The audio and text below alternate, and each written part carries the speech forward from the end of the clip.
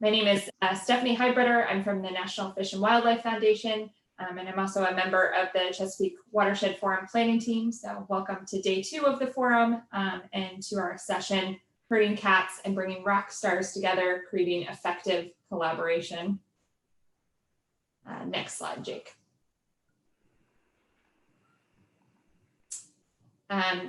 I'll quickly turn it over to our presenters so they can get into the content for today, but want to welcome our presenters, Amber Ellis, Christine Gouvet, Maggie Bloomstrom, and Bill Popchuk, who are going to be sharing their experiences from creating effective collaboration today. Just a few quick housekeeping notes though before we get started. So this session is being recorded and will be shared after the forum.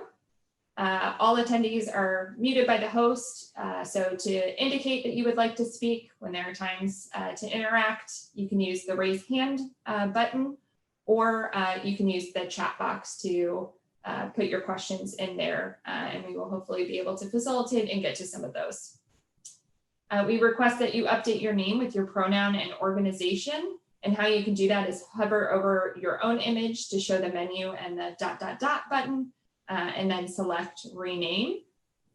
And then if you're having any technical issues during the session, please message the host in the chat box, and me or Jake from the Alliance will try to figure out your tech issues and help you out. And with that, I'm gonna turn it over to Christine. Great. Thanks so much, Stephanie. And thanks to the Alliance for having us at the Chesapeake Forum. We're really excited to be here and all that 2020 is presenting us. It's nice to have a chance to gather virtually and be together. I'm really excited to be together with our co-presenters, Amber, Maggie, and Bill today. Really great opportunity for us to share our experiences with one another. So you'll see on the slide, a quick agenda review. So in a minute, we're going to do a way to find out who's in our virtual space together. We'll talk a little bit about an overview of each of our partnerships, and we're going to zoom in or dial in on a couple specific things, really the facilitator convener relationship in working with a broader collaborative, things that go well, things that don't go well. We'll have some time for small group discussion and breakout rooms, which is why we're using Zoom meeting today instead of Zoom webinar. So we'll go on to breakout spaces for some of your own learnings, and we'll bring some of your top feedback to the larger space before we wrap up with time for discussion on themes and a little Q&A at the end. And we'll wrap up our overall session with our contact information at the end today. So our hopes today in bringing the session for the forum is to have a little time to uncover what folks don't always talk about in collaboratives and in partnerships. It's easy to talk about all the rosy things that go well, but in truth, as many of you know, it's complicated and it's messy work and it's needed. That complicated, messy relationship building takes time. It's an even more exciting year doing that work online for many of us this year, finding creative ways to still connect, build trust, build relationships across large geographies. We have also a global uprising against racial injustice that's really been brought to bear this year. And how does that come home to roost in our own work, our lives, our families, and our collaboratives? And many of us are learning. And one of the themes that we also have explored for this session is vulnerability. And we're not going to get it right. And being willing to be wrong and to be learned together is part of the core in our work. And Amber and I will talk a little bit, Maggie and Bill will talk a little bit about what that looks like. And sometimes, we wrestle with tricky topics and conversations, but we have a commitment to learning and to knowing that we don't all have the answers, and collectively our knowledge set and our ability for action is much greater. As I mentioned, we'll talk about the facilitator-convener relationship and what that brings to the effort. We want to conduct this session the way that we learn from each other and engage your wisdom and experience, because collectively, each of you bring a tremendous amount of wisdom and experience to bear, even if you've never participated in a collaborative. Many of you have roommates or a grandparent or a child, and those relationships really do form the foundation for how we work in collaboratives. And lastly, and importantly, we want to ensure that partnerships foster meaningful collaboration that leads to real impacts. So we all go to a lot of meetings. We're like, oh my gosh, I really didn't need to go to that meeting. But how do you walk away from a meeting where you say, that was a really great use of my time? I feel more empowered. I feel like I'm ready to engage more deeply. So how do we maximize our efforts? How do we maximize our efforts in the collaborative and have fun? I was really taken with Elizabeth Rush, who did the 9 o'clock session this morning with her book Rising. One of her takeaways was agency, or the ability to take action on your own. Agency is what creates the change from trauma to transformation. And that was so powerful for me. And so how do we design collaboratives that individuals have the space to find agency? Because many times, especially in times of increasing isolation, people don't know where to turn for a sense of community. So how do we take action at that scale? So to wrap up our overview, we're each going to introduce ourselves. So I'll briefly say, my name is Christine Govey, as Stephanie said, based in Central Virginia. I grew up in West Virginia, the granddaughter of a coal mining family and firefly scientist, and I'm delighted to do work across Central Appalachia and the Chesapeake Bay today, as well as nationally. We do facilitation, collaborative problem solving, and design work, and Amber is an awesome partner. Bill is also someone that I have really enjoyed learning from, including when I was in grad school. So it's really fun for me to have a chance to be on this session with the broader crew. So with that, I'm going to turn it over to Bill next. Thank you, Christine. What a wonderful intro. Really helps set the stage for the conversation. And I really love that quote from this morning's session. Now I wish I had participated as well. I'm going to ask our host, Jake, if everybody's video is shut off automatically, whether we can ask folks to turn on their video. It'd be great to see people instead of little black squares. This is really a people conversation. So I'm going to say a little bit about who I am, move us into this funky slide that you see on your screen, and we will go from there. So Bill Potopchik, Community Building Institute. I've been doing this work on decades at this point. And I work not only with Maggie, who's a wonderful partner on the Rappahannock-Rapidan Conservation Partnership. I also work on the Chesapeake Conservation Partnership, so the Chesapeake Watershed and its large landscape efforts, as well as the Appalachian Trail Landscape Partnership. I teach at George Mason. I teach collaboration and conflict resolution, and I do work on a range of policy issues, everything from democracy reform to early childhood. So delighted to be with you. In a moment, I'm going to send a link in chat, but before I do that, because we know how Zoom real estate works, is when you click on that link, you're going to see this screen that Jake is sharing with us. It's a simple online program that we use to facilitate online conversations.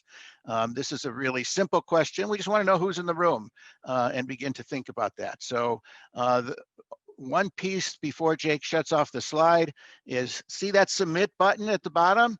It has a little red circle around it. If you don't hit submit, it's like you didn't participate. So Jake, if you can shut off the slide, I will send out the link. Folks, just take a moment to enter your response so we have a feel for your experiences, your backgrounds, and then we will move into the rest of the conversation.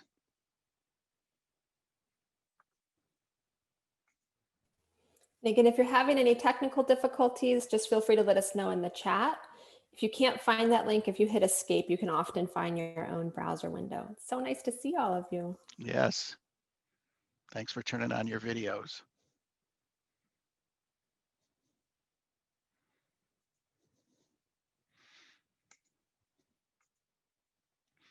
So I have 31 responses so far, waiting for a couple more.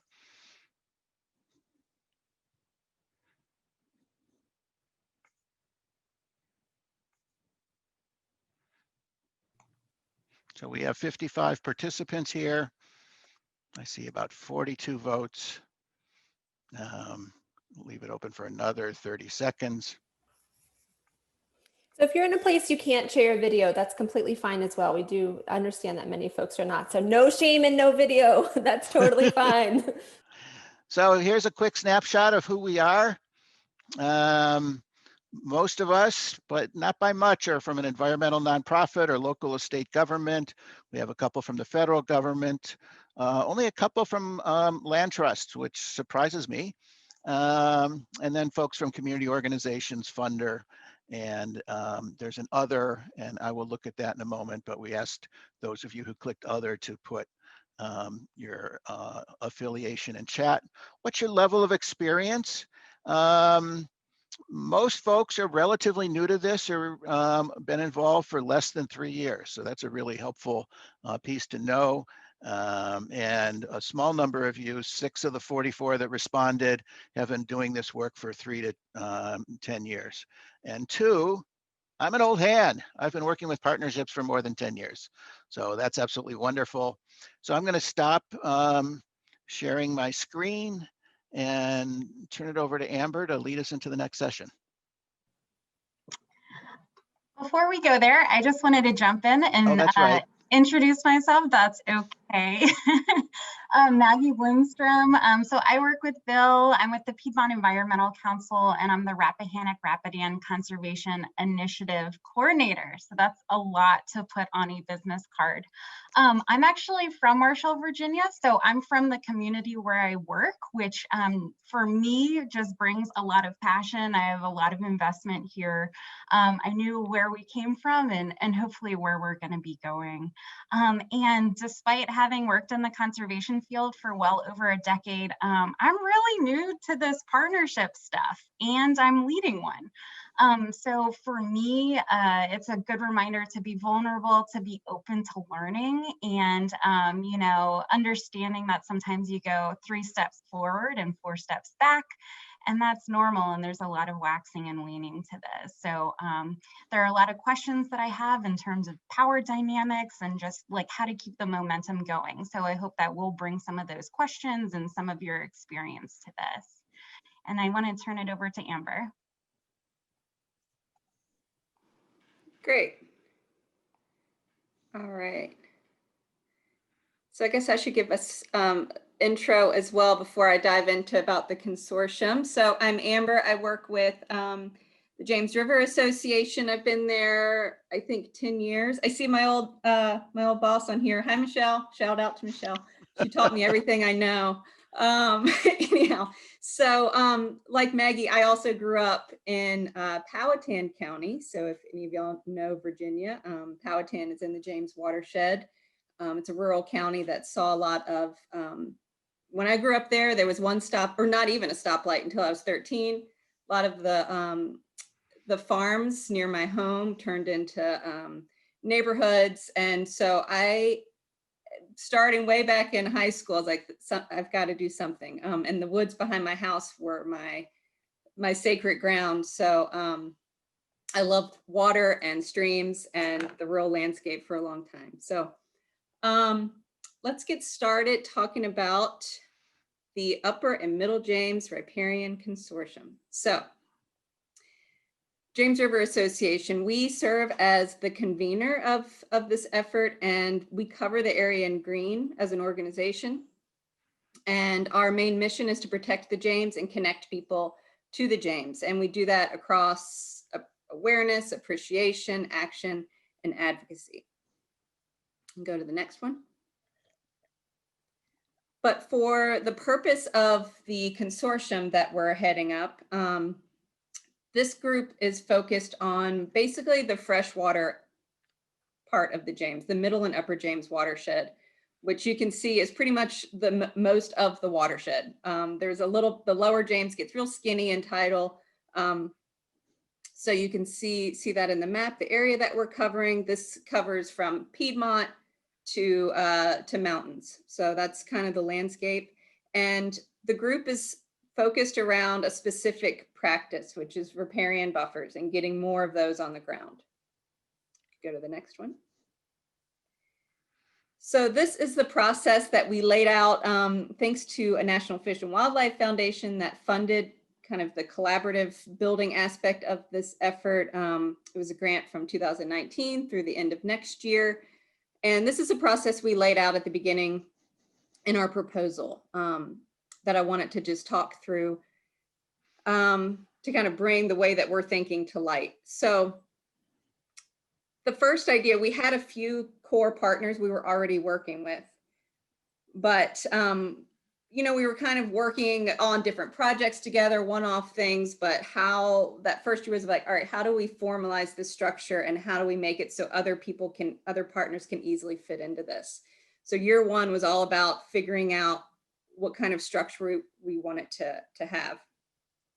Then we moved into, we've assembled some teams and some strategies that we're using, and we're starting now to test those out in some priority areas.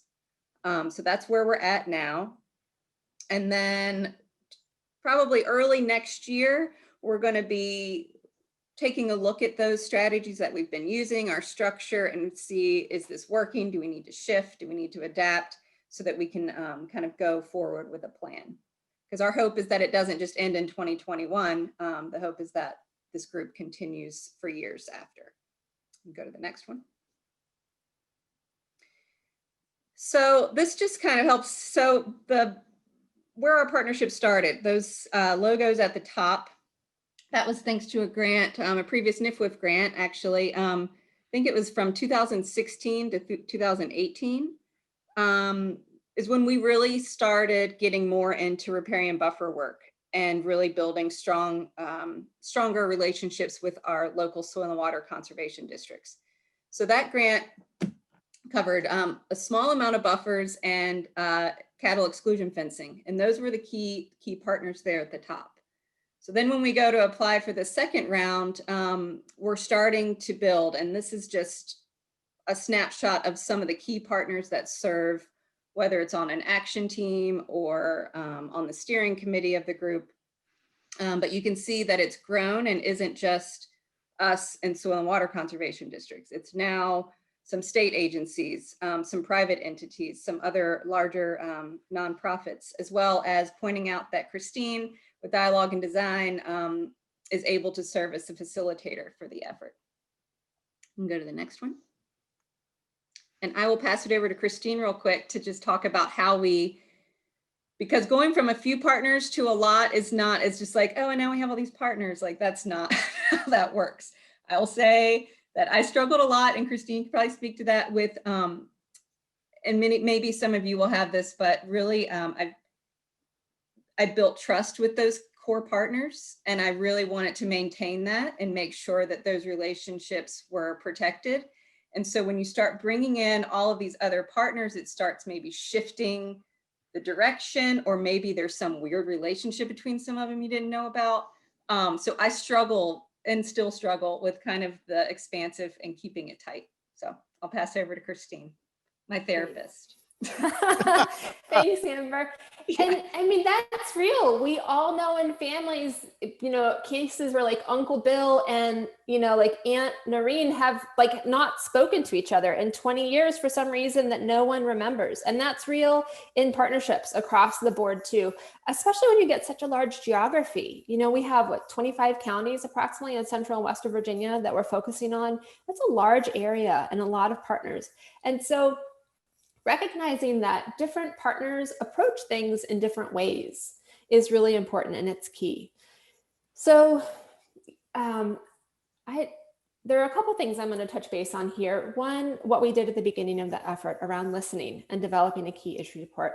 Second, where we are right now with how decisions are made, and then wrapping up on the next slide before I turn it back to Amber with what are some of the kind of core elements that we're learning about the consortium as we move forward. So I facilitated my first meeting 25 years ago, which I can't believe. I'm 42 now. So I was 17 at my first meeting. And one of the key lessons I learned about getting recycling started in Hampshire County, West Virginia, was you have to listen first. You can't come in with an idea and say, this is what we have to do, because no one is going to listen to you if you don't take the time to listen to them first. And that lesson learned has been repeated again and again and again.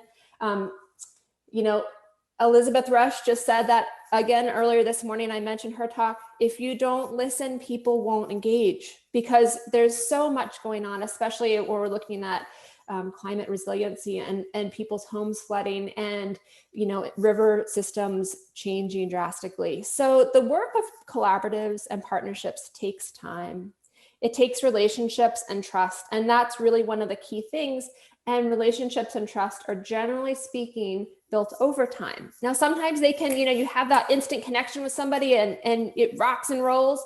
And in this case of this partnership, and you'll hear from Bill and Maggie, herding cats and bringing Rockstars together. Each of us sometimes embodies a cat, we're overwhelmed, we have too much to do and it's hard to get us together. And other times we're Rockstars. We've had enough coffee, we've done our, exercise for the morning and we're ready to roll. And so how do you make space for both cats and Rockstars together in a collaborative? So we did a series of interviews at the beginning of this effort, which we do for a lot of collaborative scale initiatives that we work on. And we listen, what has worked well so far in the Upper James? What's worked well so far in the Middle James? What hasn't worked? And so we don't have a stake in the game. We don't have a bone in the fight or whatever the analogy is. We're just folks to hear what's happening and reflect back at a large scale. So when we reflected back our learnings in the key issues report or stakeholder analysis, we reported them back without any comments attributed to individuals. And that was key to helping to build that trust initially. So folks said that they could say things to us that they might not say to another partner. And it's a safe way for others to hear it without pointing blame. It also sets the stage in reality testing around some of the key things. So we talked about riparian restoration opportunities, challenges and needs, what training and support is needed. We still go back to that list as we design meetings and engagement opportunities. And we have a lot of new ideas. What skills, resources, and strengths are there of consortium partners, and where can things grow? What are successful national and regional partnerships? So we looked at the Upper Susquehanna and the Delaware River Watershed Initiative. What are their lessons learned? And of course, took our own lessons learned as well, and ideas on specifics. The image on the left, that tree, is simply a word cloud from our key issues report or interview summary plugged into a word cloud generator. And that just gives us some of the key themes that we see. Not all the words are included, like consortium. But at the base of the trunk, can, strong, moving up, buffer, river sites, riparian, tools, people. It's an interesting image though, in that if you move to the upper right-hand side, that's an image from, we had actually an in-person best management practice or BMP site tour a couple weeks ago, month ago now, at one of our research sites in Nelson County. Distanced, masked, outdoor, all the safety precautions. That's looking down in a tree tube. So that tree tube is in place for protection for that tree in this riparian buffer planting. And the analogy, it was just interesting to think about, this partnership, we're kind of creating the tree tube of support right now for this consortium. And that tree is going to get big and strong. And so how does our work at Dialogue and Design, how does our work become compostable? Really, how do we build in the training and the mechanism so that our work becomes useful to the consortium, but we work ourselves out of a job over time? Now, as a consultant, a lot of other consultants might say, I can't believe you'd say that, but that's really the end goal, is to help build capacity within the organization, within the collaborative, within the group, so that we are still able to support from the center, from the edges, moving out. And so that we're, it's really, how do we work ourselves out of a job? So as a whole for the consortium, there's a steering committee of folks that guides the growth and development of the consortium. Decisions are made by consensus, budget decisions. We have monthly calls or in-person meetings when we're doing in-person meetings or broader deep dives once a quarter, rather our meetings are quarterly. We have had 4 quarterly meetings a year, and we've really been, as Amber said, in a listening and growing mode. And now we're getting ready to move towards action. And so we're going to continue to cyclically listen and move towards action. But we've spent a lot of time listening, and Amber saying, we chatted yesterday for a while. We got to move forward on a couple key things where we've been listening for a while. We have a lot of material, and how do we take that and roll? So it's growing from a few partners to many. We have a lot of strengths. We also have challenges. I think, we have no people of color on our steering committee. That's a challenge. And we don't have the answers, and we're learning. Next slide. Here are a couple images of from the consortium as a whole. So really, as a whole, it's all about the people. Across the board, it's the people. Of course, it's the site, it's the relationships, it's the love of land, it's the technical assistance, it's the learning, all those things. But when you talk about collaboratives and what really makes a difference at the collaborative scale, it's those relationships to people. Now, some of you are attending this session because I can see your names are in these photographs, which is fun. As I mentioned before, building relationships and trust takes time. And it just it's messy, and having the willingness to work through is important to increase that learning, growing, coordination, and communication, working together, and having fun. So, you know, we joke around a lot. Sometimes it's goofy and sometimes it's not, but you know, you can see on the bottom left, there's Jenny McGarvey of the Alliance in a committee meeting trying to figure out how to work through some of the knowledge network pieces. And you can see images from our site visit where we're learning from people who, you know, the gentleman in the bottom center from Nelson County knows more about plants than a lot of folks who probably work, you know, as professionals in the field. And he's a community member. He has a deep relationship to place. So we have a lot of intentional systems built in to engage people where they are, and also to be able to address the challenges as they come forward. So with that, I'm going to turn it back to Amber to talk about the vision of the consortium. Thanks, Christine. There's so many little things I want to say, but I'll hold them. All right, so our vision, we finally figured this out earlier this year, growing partnerships to create healthy streamside ecosystems for clean water in the James River today and tomorrow. So I want to note, when I first started this, I thought it was all going to be about forest buffers, period. I went in with that vision. And it's really important to actually take in the feedback and that key issues report. I spent a lot of time in there and realized that these 5 things were popping to the top. It's not just forest buffers. You can't always just go plant a tree. I wish saving the world was that simple. But riparian buffers often need other attention. So we try to take a holistic approach. And so definitely forest buffers are a priority there, obviously, but you also have to think about agricultural infrastructure like cattle exclusion fencing. You have to think about what types of habitat you're creating and who you're creating it for, what critters are relying on these and what can you do there. Stabilizing our stream banks, and then protection. I will say the 5th one was a surprise to me again, but remaining open to different partners by broadening the focus has allowed more partners to come in, and a lot of land trusts and easement folks started coming to a lot of our meetings and were interested in getting involved with this work. So that's my little lesson there, is be open a little bit. Christy, a little bit. Yeah. And then go to the next one. So we've broken up into 4 teams, and I will say we've adapted. We were 5 teams at the beginning, but we kind of evolve and adapt over time as we need to. So the outreach and targeting team are serving as 1 team at the moment with 2 different co-leads. So the goal there is to really try to build awareness, obviously, of our riparian areas, but then deliver outreach, not just across the board, but really giving some thought into where we're doing our outreach to make the biggest impact. So quick example of one thing that they're working on. You can see the map down at the bottom. That's actually part of a tool that we developed for the group to use. And that is showing 2 different counties that we are kind of piloting this targeting approach. And the tool, you can do different layers so that you can see the blue is a NIFWF priority sub-watershed. Those blue are the orange and yellow are priority parcels that have been called out in a specific restoration planner tool that was developed for the James. And so CWP has looked at these counties and kind of done an analysis on those tier 1 and 2, the orange and yellow parcels, to let us know what types of properties are those, and what's their mailing address? Can we send them a mailing? Can we cater our outreach to actually meet them where they are? You know, if it's not an agricultural property, why would we send them information about cattle exclusion fencing, right? So that's what we're doing with that team. Go to the next one. Implementation, that's led by myself as well as Trout Unlimited. And this is all about getting those folks who are the ones out in the field getting projects on the ground. We want it to create a space for them.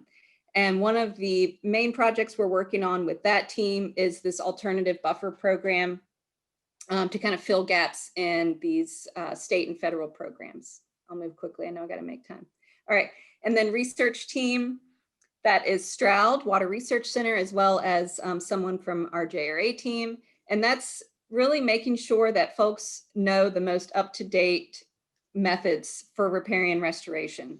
And this is a research plot that we have where we're testing using stone mulch as an alternative to herbicide to control weeds around tubes. And then the photo on the right there is a tree tube where we planted a tree, and then a little natural regen going to the right of it with another tree that's popped in on its own.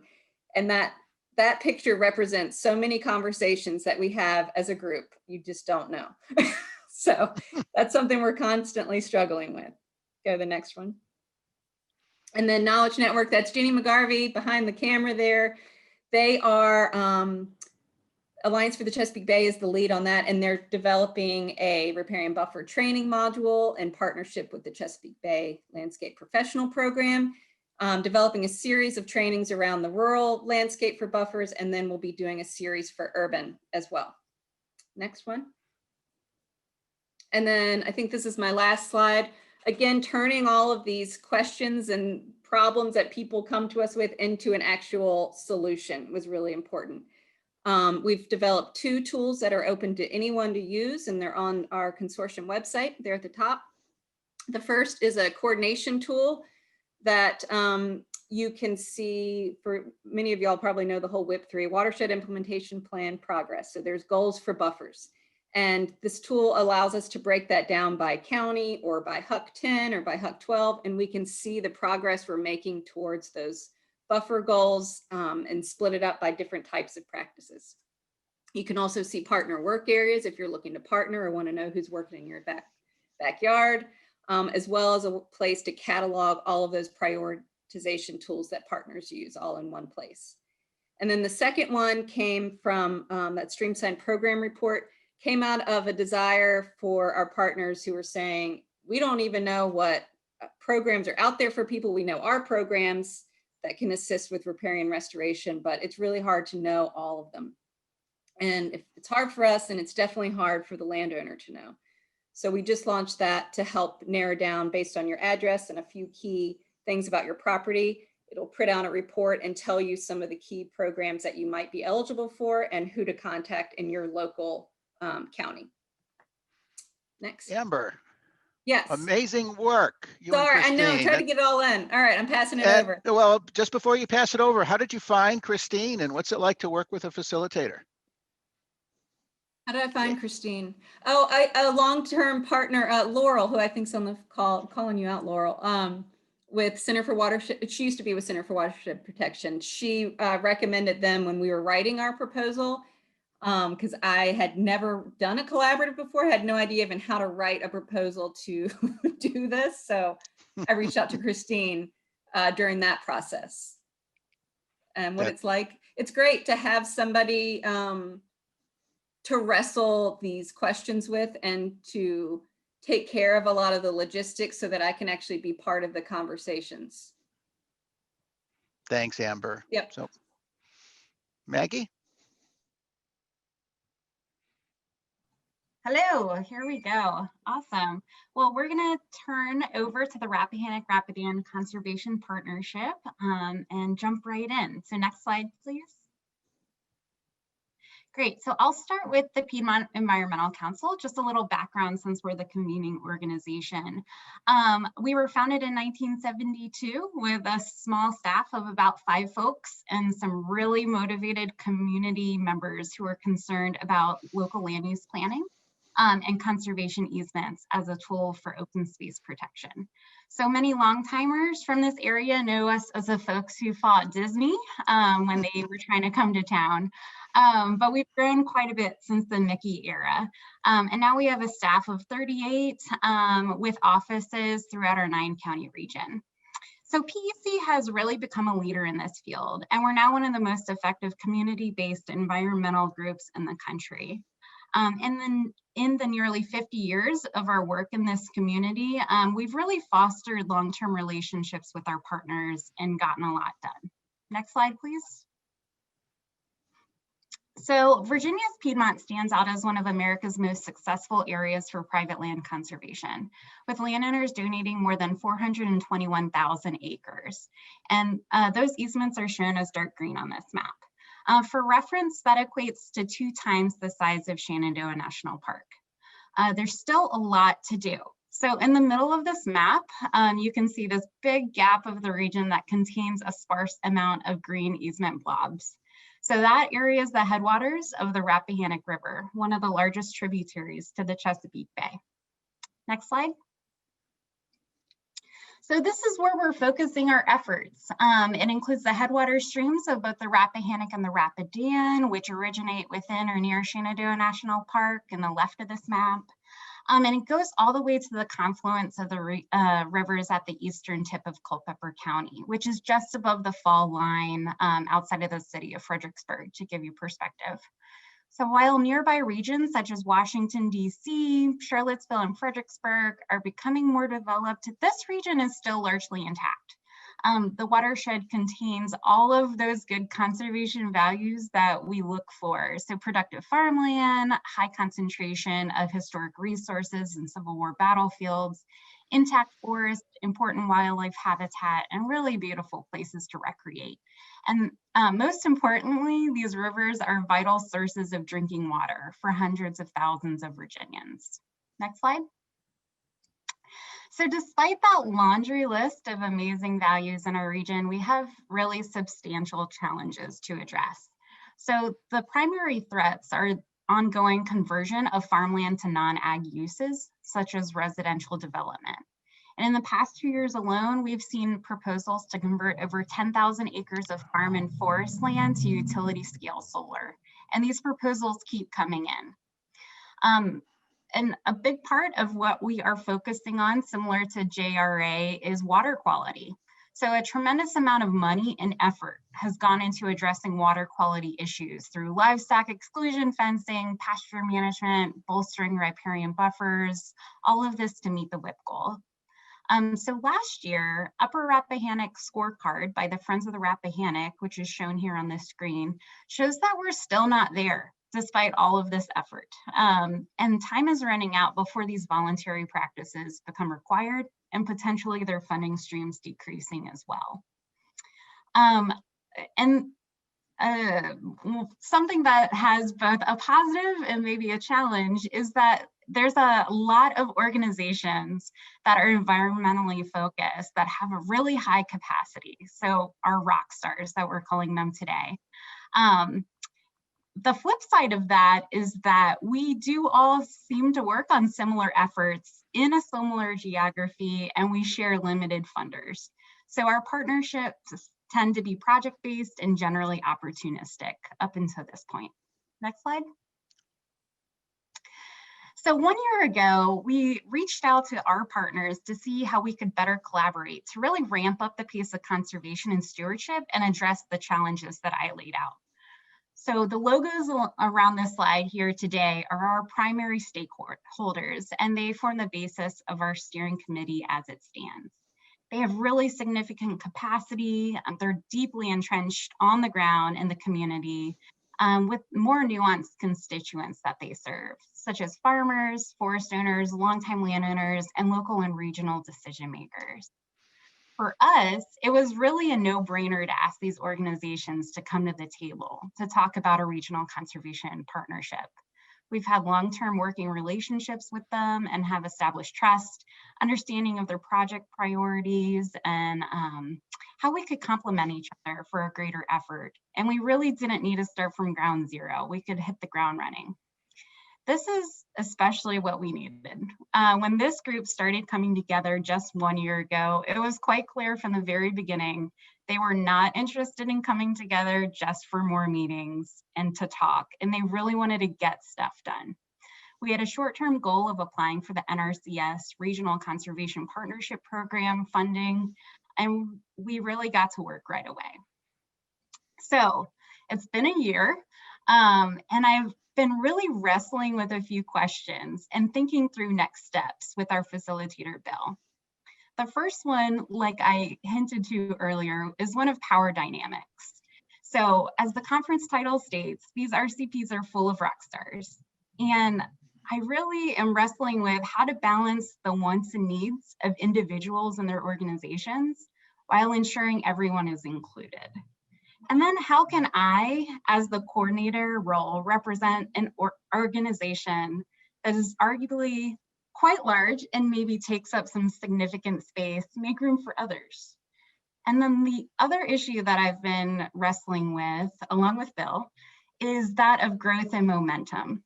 And so as Amber said, like, how do I expand the partnership while maintaining this tight-knit level of trust? And then who are the non-traditional stakeholders in the area? And how do I develop more authentic relationships with them? And how do I keep all of this going while really enacting projects on the ground, which is first and foremost the thing that these partners want to see done in this area? Thanks, Maggie. And actually, Jake, if you can go back one slide, and we'll go there in a second. So I want to pick up with one of the phrases that Maggie used: good news, bad news. Good news, I mean, in many efforts, you struggle to find partners that have the capacity to participate. You struggle to find capacity, period. And then you have a different task when you're building a partnership to do this kind of work, or any kind of work, frankly. We have the opposite challenge here. Not only do we have strong organizations, Maggie's phrase, we have deeply entrenched organizations. And what that also means is they have deeply entrenched ways of doing business, the way they connect to each other, the personal relationships that are woven through the professional relationships, and the challenges and opportunities that that creates. And like the partnership that Amber and Christine described, there's different geographies here. American Farmland Trust, that's national. American Battlefield Trust, that's national. Friends of the Rappahannock, well, it's a bigger river than the part that we're focused on. And so how does an organization whose focus extends way beyond the geography that we are focused on participate fully, because it's competing amongst a number of other priorities in their organizational landscape? And now, Jake, if you can go to that next slide. So this is a standard conceptual frame that if you took any course on public engagement and collaboration, you'd get something like this: the primary stakeholders, secondary stakeholders, and general public. Who are the players, who needs to be kept involved, and who's the broader public that is being served and hopefully engaged as well. And so how do you take this set of players who all know each other well, who have ways of doing business, help them contemplate who else might be involved if one were to just start from a blank sheet of paper and build a set of who are the potential stakeholders? And for all the reasons we know, involving non-traditional stakeholders is often one of the keys to success. It's often one of the keys to being transformative, not transactional. And that's really one of the goals of this partnership, is how do we move beyond the project-based collaboration that Maggie described to a more transformative orientation? It's hard. And that's some of the questions that Maggie asked at the end of her beginning opening. Get at that right, hitting the nail on the head. You know, so just a little bit here on this slide, you know, primary stakeholders, those who bring the power, resources, organizational capacity, and legal authority to move or block the agenda of your partnership. Not everybody always wants to be on board. They want to stop what you're doing, and we know the politics around that. So an effective partnership, though, is not just about power and resources. Who is on the ground? Amber, I love the pictures of all the work you guys do on the ground. We have not done that, at least through the auspices of the partnership. That happens all the time on those projects, but that's not really rolled up into the partnership. How does the governance, the steering committee, the partners reflect the demographics of the community? As Christine said, our steering committee is all white. That's not acceptable. How do you change that when all of the organizations we're talking about on that previous slide have basically white staff? And what does that mean if you're looking to represent the community? And we know, for example, Black-owned farms have diminished radically for a whole range of institutional reasons. Some of the folks you might go to are no longer there to go to. So what does it look like when you're beginning to build the diversity of your partnership and address the equity issues?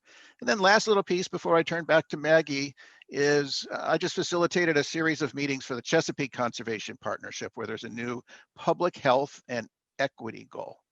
And what came through loud and clear in both an urban session and a rural focus session was the need to focus on community development. Some of these underlying situations will not change through traditional siloed conservation practices. And so how do we enlarge our sense of who needs to be involved in order to get at those broader goals that are so important to not only the conservation goals, but the broader health of the community. And so next slide, Jake. So you take this backdrop and somehow you carve a steering committee out of it. And that's where we are. We're much younger than Amber's effort.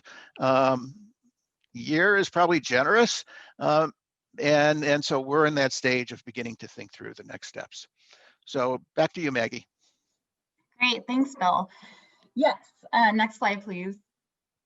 I would say a year is generous, but just this April, so a couple of months ago, we finally came together and defined our purpose and our priorities. So as this beautiful picture of a portion of the watershed depicts, we're really working together to accelerate land and water conservation and permanently protect all of these resources. As Amber said, it became more holistic than we originally sought out to be. Next slide. And then this is really at the heart of our entire effort. So this is what our partners came together to define as what we really want to do. So first and foremost, the partnership itself really wants to come together to develop these strategies for improved effectiveness. We know that we have limited resources, limited staff time, and a whole large landscape to get more done in a short period of time. So how can we better leverage our relationships, our money, and just our abilities on the ground to really ramp that up? And then we really want to use this opportunity to keep building that trust. As Bill, Amber, and Christine said, you know, this is all about relationship building. And some of my predecessors may have had different relationships with other folks on other staff. And so how to really break down those barriers, those perceived notions to really get at the heart of what we're trying to do. We really want to increase our shared knowledge and really importantly, leverage our funding. So we're not all competing for the same small pot of resources. Next slide. And then, as I've been saying a few times, this group that has been coming together is really focused on outcome-oriented projects. So about a year ago, we started talking about applying for that NRCS Regional Conservation Program grant opportunity. So that is definitely what we're going to do.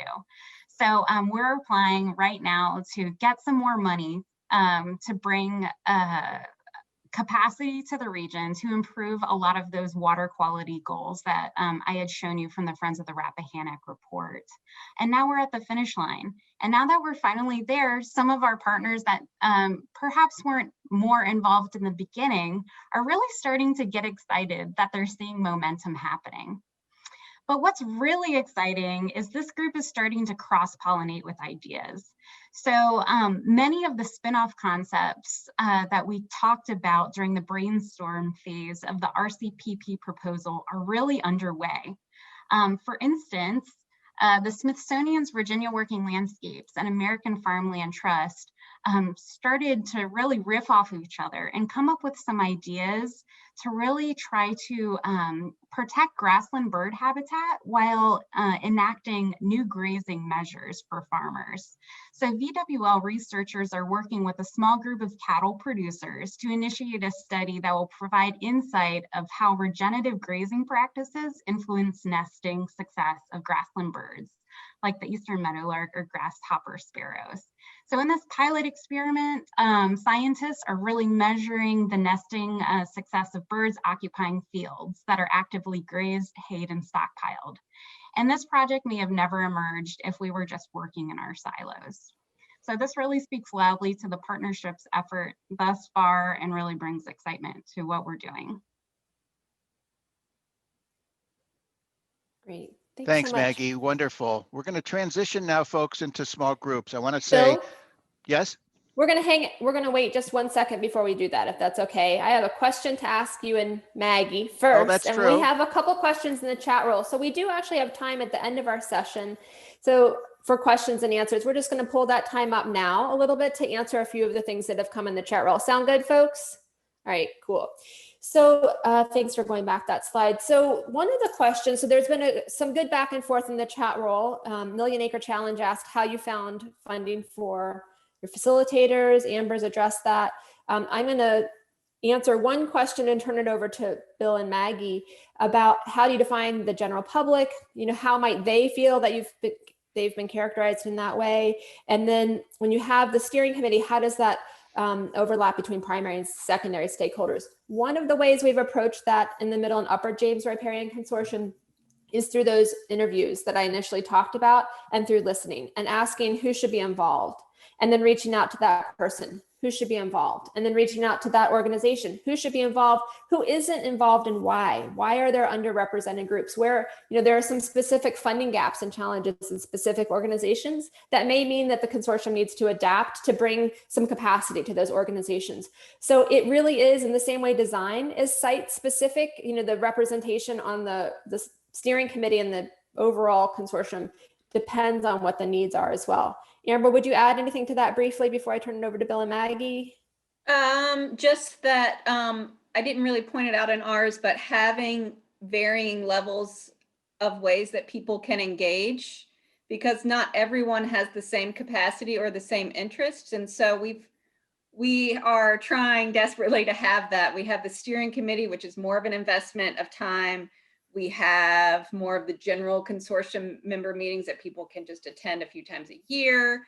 And then we have the action teams where if somebody's really interested in a specific thing, they can participate in those ways. And then we have our workshops and field days where we have interactions with landowners and the public. And so we've tried to create different routes.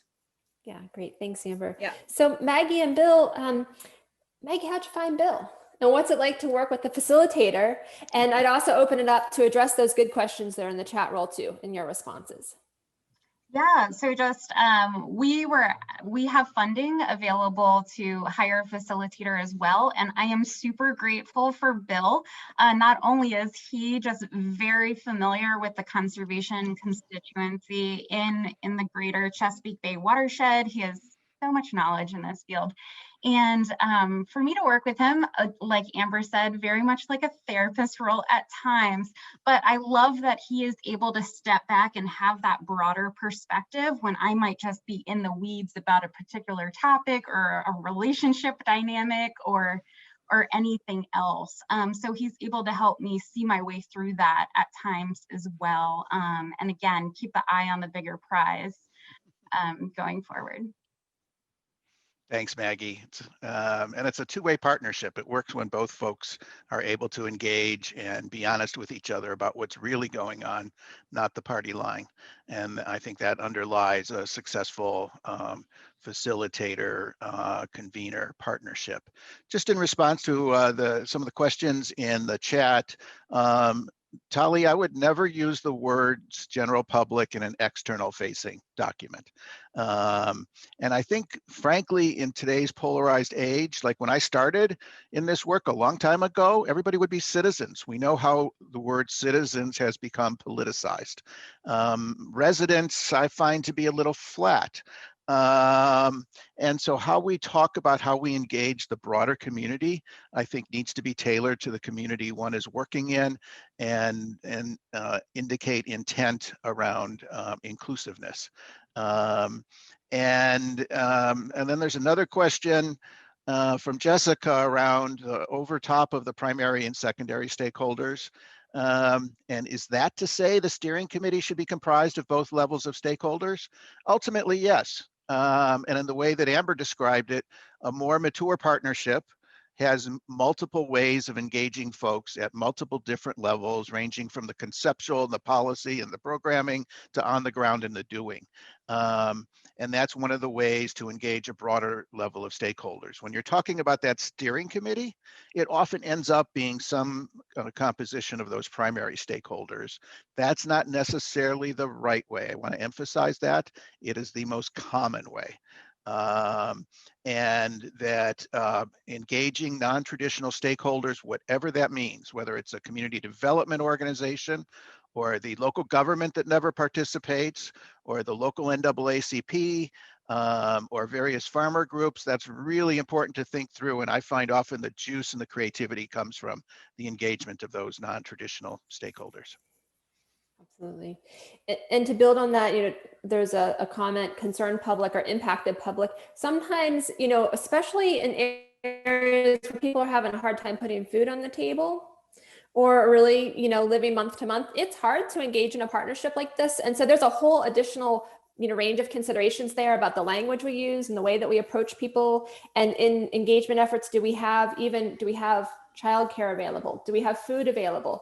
In some partnerships, community members are compensated for their time, especially if they don't have the ability to participate. So there's a lot of complex decision-making that goes into how you engage people and what their ability is to engage. And you really have to be able to address that range. Are we meeting during business hours only? Do we have evening engagement opportunities as well? So there's a wide range of considerations that really need to be intentional and thoughtful in going into the process. So we also know that a lot of you have a really tremendous amount of experience, wisdom, and questions that we want to bring to bear as well. So we're going to have time to dive into small groups because we're not together in person. So Bill is going to tee up what our small groups are going to look like. And this is going to be a time really for peer learning. So we encourage you to also exchange your contact information with each other as you want to. And again, we'll share our contact information at the end. So thanks, folks, for your questions so far. And Bill, I'll turn it over to you to tee up the small groups. Thanks, Christine. And just to respond to Talia again, concerned public, impacted public, I prefer to use asset-based language. What people bring to the equation that's positive, not what they're subject to, which is all sorts of things. As Christine mentioned, we're moving into small groups. These are the questions you're going to see. So in your groups, find someone who's willing to be the scribe, someone who's willing to capture the ideas. You can hit submit as many times as you want. So you don't need to hold back and build a list. It's actually more helpful for us if you hit submit so we can see what you're thinking about. What questions or challenges are you facing in your partnership is the first question.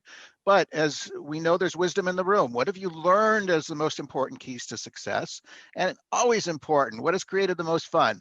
So I'm going to put the link in chat.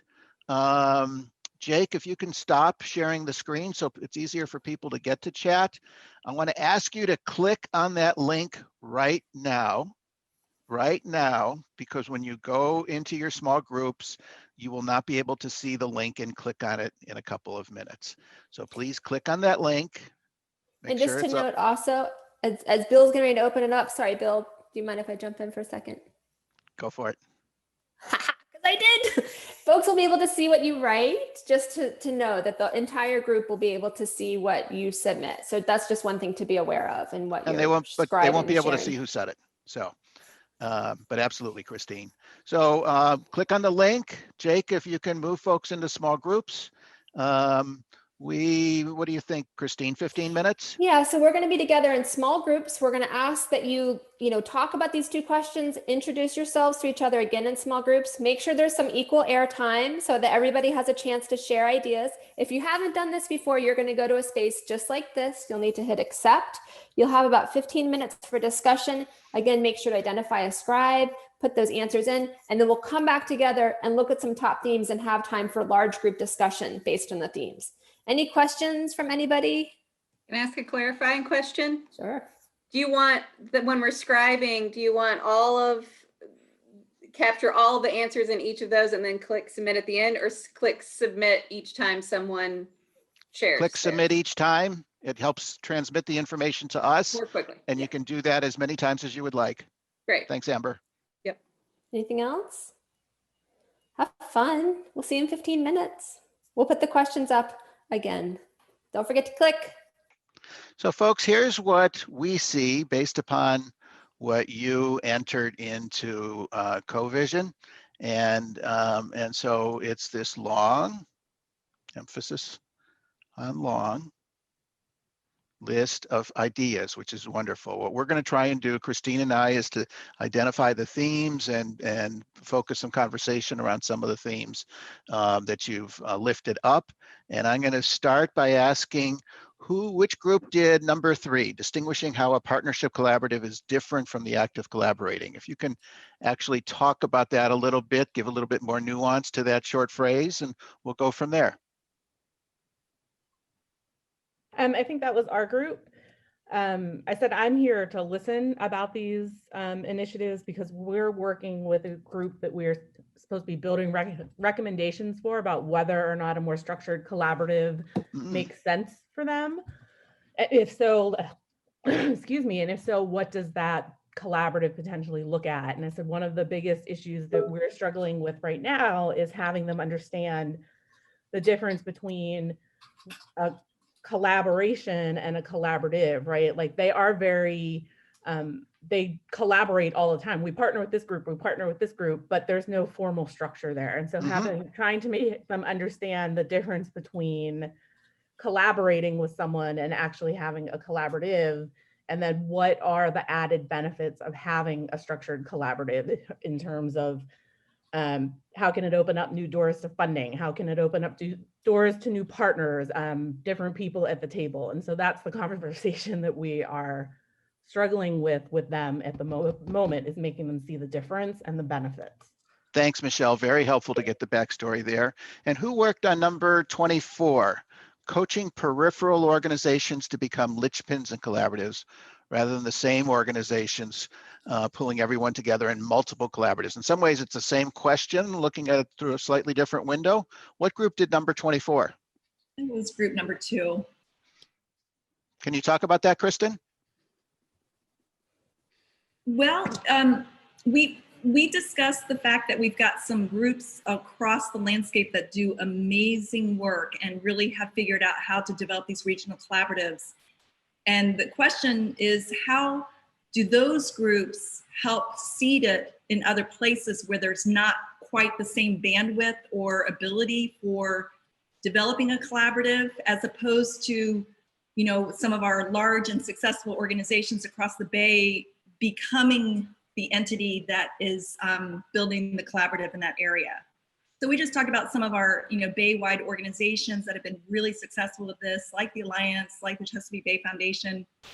And, you know, we're thinking about how do we take what they've done and transport that and then become coaches, as opposed to them being the organization that's going to facilitate and lead the collaborative. Understand the role change. So Maggie, I'm going to ask you to kick off, because what you described and what we both know is that part of the turf you inherited is a set of relationships where there were lots of collaborative projects underway, but not a big picture. How do you articulate the value proposition to those who you were seeking to engage in the Rappahannock Conservation Partnership? And I understand your question correctly. So yes, I did inherit this project that kicked off about a year ago.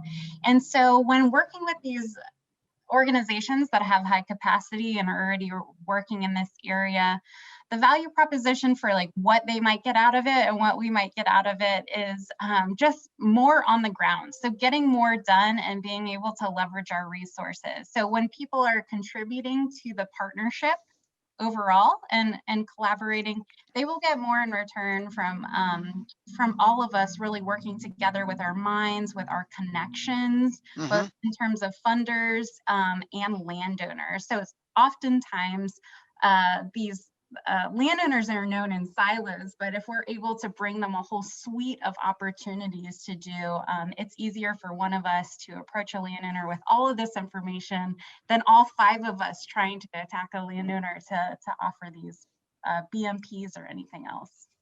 Thanks, Maggie. I will say I got my start working on human service collaboratives and partnerships where you would work with like youth. But here was the group that was working on substance abuse and youth. Here was the group that was working on criminal justice and youth. Here was the group that was trying to get kids focused on STEM. But in many ways, these groups were all targeting the same set of youth in the same community, in the same neighborhoods. And the notion of a collaborative in that setting is, in a really big conceptual way, what if everybody threw all of their resources on the table in the middle and said, how do we use these resources to solve our shared problem together, to achieve our shared goals? And I think, Michelle, the biggest difference between collaboratives, those individual one-off kinds of things, and a true collaborative or partnership is the willingness to go after a shared set of goals. And that's the key. And when you have everybody pulling in the same direction, it's more likely that you will see progress. And that's the real advantage of this. And it moves it, at one end of the continuum, it's transactional. There's a lot of steps in the middle, but then it's transformational. And the goal is to help folks move from those transactional relationships of getting stuff done, applying for a grant, doing some stuff, doing it again. We all know that cycle. Into saying, here's the big picture. Here's our big challenges. Here's our big visions. Here's how we're going to get there. So Christine, I'm going to turn to you, and I understand you want to focus on the comment 34. Yeah. Great, thanks, Bill. So we're going to look at so many of these are great and key. And first in question 134, and then 29 in question 2. I'm going to ask you just to share a little bit and then ask Amber for some of your thoughts on those. With that being said, there's really great modeling. Stephanie's put a resource in the chat roll. And so really collaboratives are about information sharing. So if you have a resource, an idea, a question, a wondering, a tool, don't hesitate to use the chat roll, because it's really how do we share lessons learned and ideas with each other. So I really want to encourage you to do that. So for that first question, 34, we're so good at preaching to the choir and folks who think like that. How do we reach everyone else, and what do you say to them? Who mentioned that one? Which group? I think that was our group. Tally, you want to say a little bit more about that? Oh, it's a good one. Yeah. Well, I mean, I guess, I don't know. Does anyone else from our group want to chime in? I mean, I think I said that, but I guess I kind of feel like I said that. You did say that, Holly, and it was really great. So I think we were talking about, we are so good at this is a terrible term, but like the low-hanging fruit. So we already know who in the constituency we might be able to get trees planted on their property or get other best management practices done because they are already thinking like us, or we have those connections with them. But like after that's done, how do we really go beyond that and reach out to other folks who we don't have those connections with? And then, yeah, where to go from there? Maggie and Tally. So looking at question point 29. I guess one of the other things I want to say to that is that if we were to go into the gallery view and see all of the 42 participants that are in this, we might have an idea of what else I mean. In terms of the other people who are here? Yeah, in terms of diversity of places we're coming from and things that interest us and things we're able to do, and the fact that we're able to participate on a Zoom meeting in the middle of the day with the kind of bandwidth and with our technological things that we have in our ears and on our desks. And, there's people that aren't, how do we reach the people that can't do that? Yeah, absolutely. So we will stop the screen share in just a few minutes. We only have 5 minutes left for our session. And so it brings up a lot of points about who has the ability to engage in what way, and how do you design a collaborative? How do you first understand what the needs are? How do you design a collaborative to address what those needs are? And how do you keep asking the question? Because certainly things look different now than they did 6 months ago. And then they did 6 months before that. You know, there's a lot in the thread about jobs. How do you find people who have jobs? How do I make connections in a place that, you know, I'm new to? We all have, you know, many of us, not all of us, certainly some of us have kids in the background running around, or cats and dogs and various things. There's a whole new set of challenges. And so how does collaboration change to respond to that? So related, point 29, you know, particularly the very first point, projects need to be economically viable, cost effective, listening to who's affected, and fun. Which group brought up point 29? You gonna say a little bit more about that? That was our group, and Austin, you're the one who suggested that. Would you like to speak to it? So if your project is not economically viable, if you're burning a hole in your budget, or it's too much of a pain in the butt for people to do, you're not going to be able to convince people to continue to do it. You might get them to do it 1 or 2 times for good PR, but after that, they're just going to kind of let it go, and the weeds are going to grow up, and bad things are going to happen to it, or they'll just kind of stop doing it. They'll have their good public relations piece. They can say, oh yeah, we did a thing. But it doesn't mean anything if they aren't continuing to do it, and so it has to be economically viable.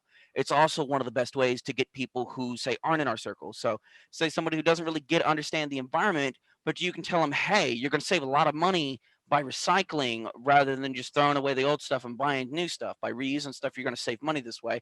They'll start doing it because it's economically important and it helps keep them going. There's something in it for them, and then we get the gravy. Good points, Austin. Thank you. Some really, you know, good ideas are being shared in the chat roll too. So Amber, there's a lot between those 2 points across the board. Is there anything from those 2 threads that you'd like to pick up and build on, Amber? Oh man. No, but can I just, well, then it's me pulling out of my own group, but that's where my brain is right now, is just around relationship building, because that is so, I don't think we've touched on that as much, but it's so important. And as people have noted, it's really hard right now.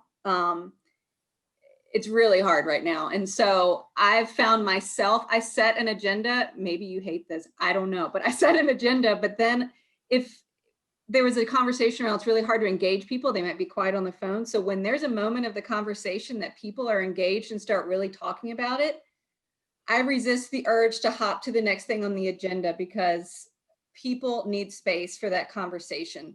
They really do. Whatever that looks like when you're thinking about writing up your agenda for the next meeting, think about how that might look. Do you add 30 minutes to the end as an optional thing if people want to hang on and continue talking about something? But our brains are tired. Everybody's stressed out these days. And so sometimes you just need to talk to people. And so make sure you create space for that and not just trying to get things done. That's my little wrap up moment. Great points, Amber. Appreciate that. Bill, we'll turn it back to you, and then we'll come back with our contact information at the end here and a couple points, top points that Maggie and Amber might want to share with folks. So Let's just Bill? turn to Maggie and Amber first, and then and Jake, if you can show the contact information. We only have a couple minutes, 1 minute left. Yeah, absolutely. So just building on what Amber said and in the chat, just really building that trust and listening to people where they are and nurturing those relationships are really important, particularly for me. So even just showing up, and we've had some outdoor socially distanced meeting, even having some wine and talking about the importance of bird conservation and, you know, just brainstorming and just showing that passion and enthusiasm when it's not just in that collaborative space is really important, and really being a champion for other people's ideas and seeing how it can get woven in are some of the bigger takeaways for me. Mm-hmm. Amber? Not pushing partnership on people is one thing I just thought about. We have a few, again, like really building those trusts with individuals and partners, because they're going to be the ones who get other people on board. I think of one example, he's not on the call today, but Keith, I'm calling him out right now. Keith Burgess with one of the soil and water districts. He used to get on me about how fencing and trees don't mix. He's come a long way, and I've built so much trust with him. He's been with the districts for decades, and people trust him in that world. And to have him at the table and be a voice for it and speak positively has been huge at getting other districts and other partners on board. So make time for those one-on-one trust building relationships, because they'll do the work. they'll get more people. Hear, hear. Often with wine.